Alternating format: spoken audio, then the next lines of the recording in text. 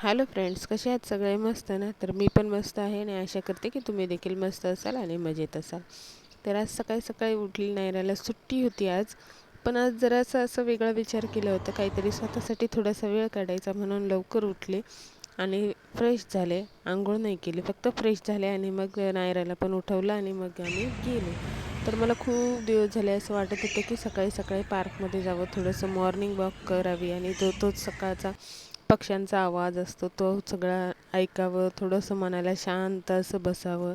म्हणून मी आहे ना खूप दिवस झाले विचार करत होते. पण आज फायनली माझ्यासाठी तो दिवस उगवला, कारण आज नायराला सुट्टी होती आणि मी नायराला खूप एक्सायटेड केलं की सकाळचं वातावरण खूप छान असतं बाहेर गेल्यावर. कारण सकाळचं सध्या आहे ना, सकाळचं वातावरण खरोखर खूप छान आहे. बाहेर गेलं ना खूप प्रसन्न वाटतं मनाला. पार्कमध्ये वगैरे असं गेलं ना सकाळी सकाळी खूप छान वाटतं. म्हणून मग मला असं खूप दिवस झाले विचार करत होते, म्हणून मग मी विचार केला थंडी संपायच्या आधी एक चान्स तर घ्यायलाच पाहिजे. म्हणून मग मी आज फायनली उठले आणि नायराला पण उठवलं, सुट्टी होती तरी. आणि मग आम्ही गेलो. तर मस्त असा सूर्य पण आलेला होता. मग आम्ही तिथे गेलो. नायरा थोडं झोका खेळली. नंतर मग आम्ही वॉक केलं, 2-3 राऊंड मारले वॉक करून. त्यानंतर मग हे बघा कसे गवतावर मस्त चालत होते आणि इतकं सुंदर वाटत होतं ना ह्या गवतावर चालायला. नंतर मग मी तिथे कॅमेरा लावला आणि थोड्या वेळ आहे की नाही, नायरा आणि तिचे पप्पा तिकडे ते एक्सरसाइज करत होते. ॲक्च्युली आम्ही दोघीच करत होतो, पण आम्हाला बघून नायराचे पप्पा पण आले, कारण त्यांनी आम्हाला इथे आणून गाडीने सोडलेलं होतं पार्कच्या बाहेर. मग ते पण आले, तर त्यांनी पण वॉक केलं. नंतर मग मी हे दोघे ना त्या गवतावर चालत होते मला बघून. आणि मग मी मस्त जाऊन आहे ना तिथे शांतपणे अशी थोड्या वेळ शांत बसली. आणि ते पक्ष्यांचे आवाज आणि ती शांतता खरोखर खूप मस्त वाटत होतं. सकाळी सकाळी फ्रेश इतकं मन झालं ना हे सगळं बघून, ऐकून बघून खरोखर खूप मस्त वाटलं. त्यानंतर मग येता येता तिथेच मी नेहमी भाजी घ्यायला जाते ना, पार्कच्या बाहेर तो माणूस गाडी घेऊन असतो, तिकडेच गेलेली होती. म्हणून मग येता येता भाजी आणि फ्रूट आणि दूध वगैरे हे सगळं घेऊन आली. तर आज विचार केला तर गाजरचं सीझन संपायच्या आधी एक वेळा आणखीन हलवा बनवावा, म्हणजे मग काही टेन्शन नाही, पुन्हा पुढच्या वर्षीपर्यंत काय हलवा बनणारच नाही मग. म्हणून मग येताना गाजर वगैरे सगळं घेऊन आले. आणि किती वेळ झाले मी इथे येऊन आहे की नाही नायराच्या पप्पासाठी बसली होते आणि मला असं बसलं ना की लगेच झोप यायला लागते. मग घरी आले, राहिलेले म्हणजे मला टेन्शन पण होतं ना रस्त्याने, कारण मी पाणी आलं त्या वेळेत गेले होते आणि मग मी विचार केला घरी जाऊन जर पाणी गेलं किंवा कोणी काय बोललं तर हे पण टेन्शन होतं. नायराचे पप्पा होते सोबत, तसं काही टेन्शन होतं, पण तरी पाणी गेलं असतं तर सगळी चिडाचिडच झाली असती ना माझ्यावर, की का पाण्याच्या वेळात इथं गेले तिथं गेले. म्हणून मग मला ते पण टेन्शन वाटत होतं आणि ह्यांचं काय आपलं चाललेलं हळूहळू. म्हणून मग घरी आले तर पाणी होतं. म्हणून मग पटापट पहिले कामं आवरून घेतले, सगळं पाणी बिनी भरलं, कपडे वगैरे धुवून घेतले, सगळं आवरून घेतलं.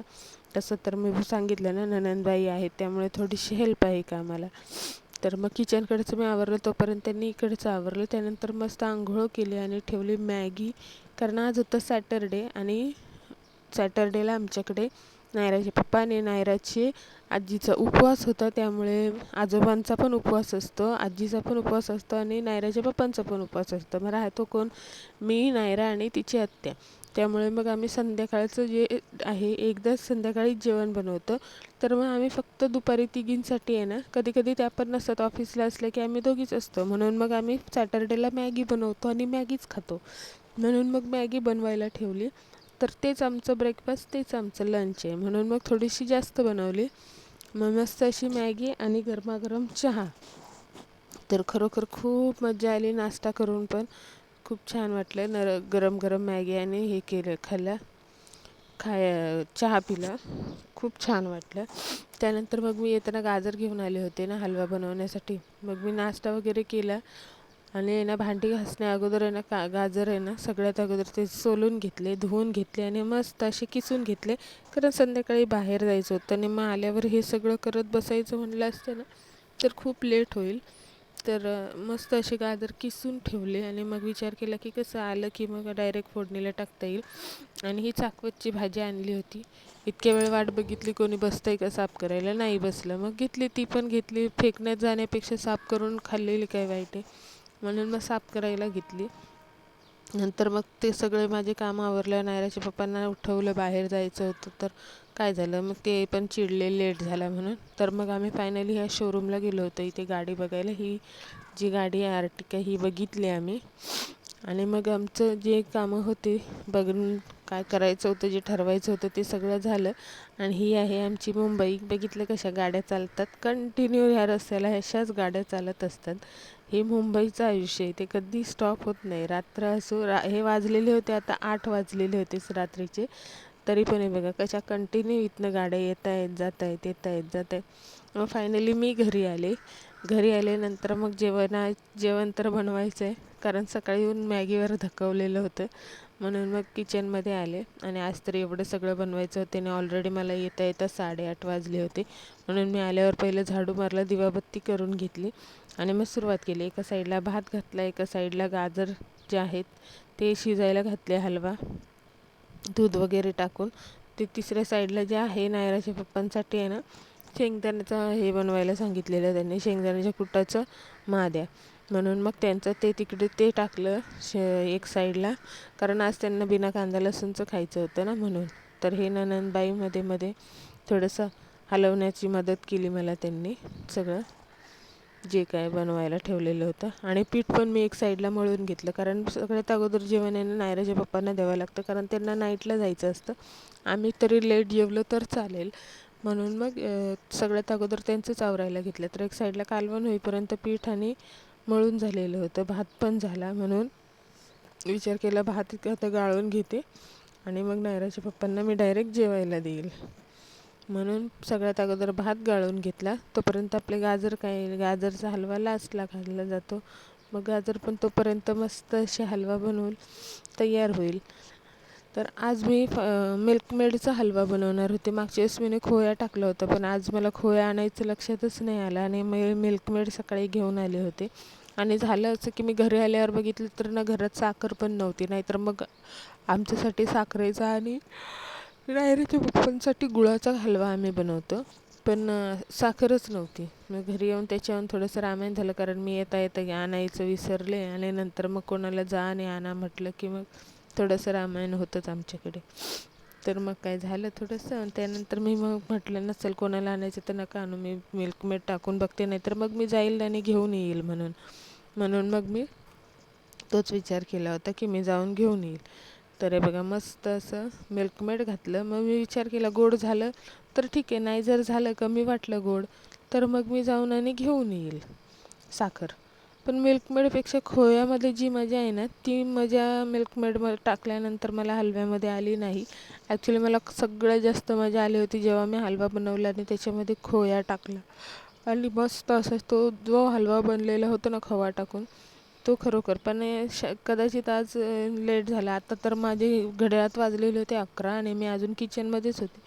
त्यामुळे मग ती घाई पण तुम्ही समजू शकता. मग असं घाईघाईने बनवल्यामुळे कदाचित थोडीशी त्याची टेस्ट कमी झाली असेल.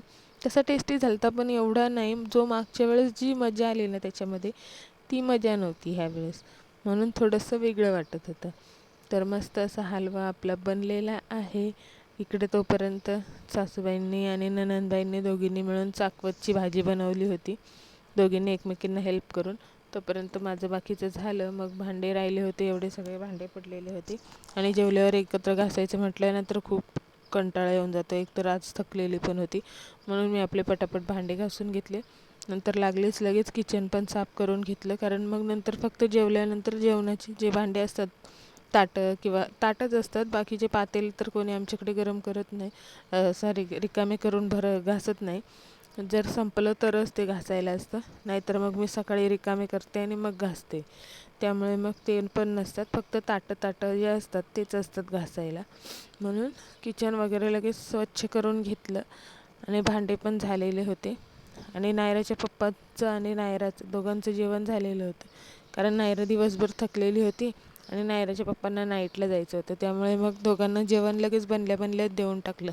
नायरानी तर ते बिना कांदा लसूणचं जे तिच्या पप्पासाठी बनवलेलं होतं ना, तेच जेवण खाल्लं बिचारीने, दुसरं मागितलं पण नाही. आणि वेगळं झालं आपलं चकाचक किचन. आणि आता काय मस्त असं जायचं आणि जेवायला बसायचं. असं सगळं आवरून जेवायला बसलं ना की थोडंसं जेवण पण चांगलं जातं.